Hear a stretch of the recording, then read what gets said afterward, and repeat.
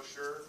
The state party has a website, the local party has a website to look at and find out what's going on.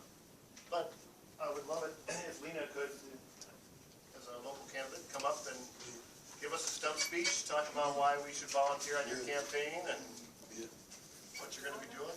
I would like to do that. I think it's important that we put that up on our website. Oh, that's okay. I'm not going to sit down. No, you can stand up. Oh, your phone, Jim. I I want to, you know what, I'm going to take a good idea. I want to thank everybody first and foremost for coming outside to hear the Green Party's message. Yes. Will you please tell us your full name? Sure. My name is Lena Buggs, and as I indicated, I live along with my partner and our 2 children in the Lexington Hamlet neighborhood here in St. Paul. And I've been an activist and a organizer for the past 9 years. So I've committed my life to grassroots democracy and social justice issues here in the state of Minnesota. I also was instrumental last year in defeating restrictive voter ID and marriage amendment laws here in the state, specifically at the state legislature. And I think right now why I decided to run is because there's a culture here. Minnesota used to be the envy of the rest of the states here in America. People wanted to move here to Minnesota. Why? Because we had good jobs, we had good greenery, we had great scenery, we had benefits that weren't available. Well, what's happening now is we have a culture problem here in the state. Poor and working families aren't being represented accurately at the state legislature.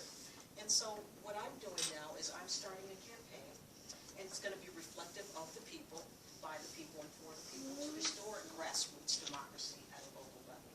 So what does that mean for the Green Party? Well, what that means for us is that you will actually have a candidate who supports the Green platform, and I will not be a capital politician. You can see me at Nina's, you can see me at Golden Time, or at your local grocery store. And I want to hear and be accountable to you people. Now, my platform that I'm running under first and foremost is living wages. Living wages is definitely important as it relates to your health, your well-being. Living wages has to be supported instead of minimum wage, and I will tell you why. There's an initiative now with the minimum wage of $9.50, and $9.50 just puts people at 30% below the poverty level. So what does that tell us? That tells us that people are still going to be in poverty. This district that I'm representing here, District 65A, is home to 25% of people who live below the poverty level. And we simply can't have that. We can do better, and we must do better as a district here. And I think that with the Green Party platform has never had a candidate who ran for the Minnesota House of Representatives who can actually win. The incumbent isn't really talking about living wages. The incumbent isn't really talking about single-payer health care.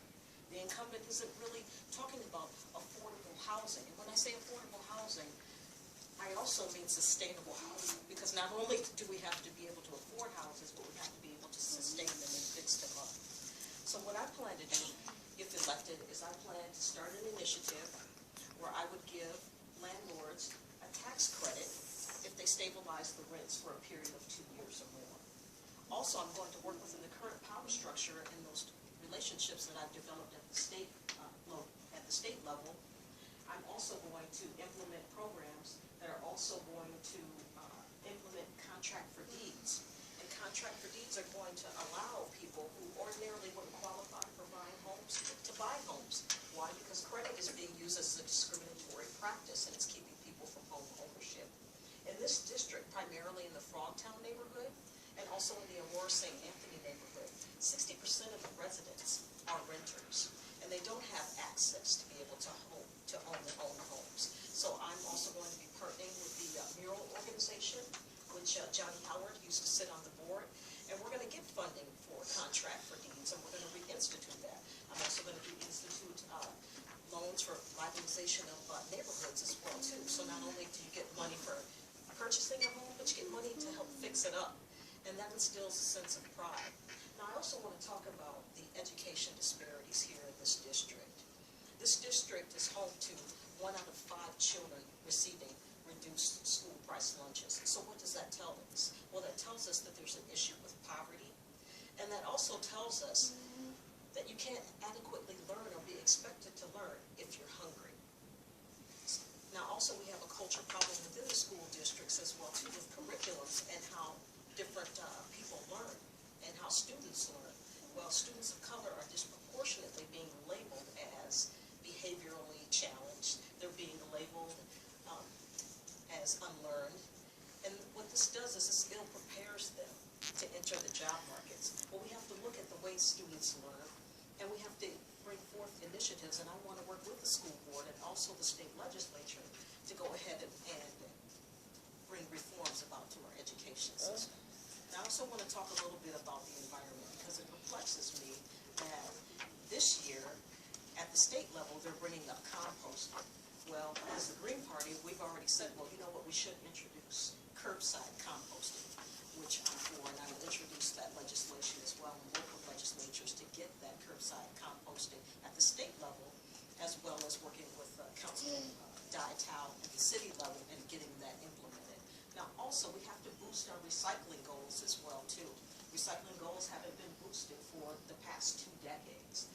I also want to introduce legislation regarding genetically modified organisms, or GMOs. I think that there should be legislation around the fact that we need to be able to, you can't take away our choice in terms of what we put into our bodies and what we eat, and it needs to be regulated. So I also think that we need to bring forth legislation that will empower people to make those choices, to decide if they want to eat those types of foods or not, but it also needs to be regulated in terms of government. Government has a responsibility to tell us this contains genetically modified organisms.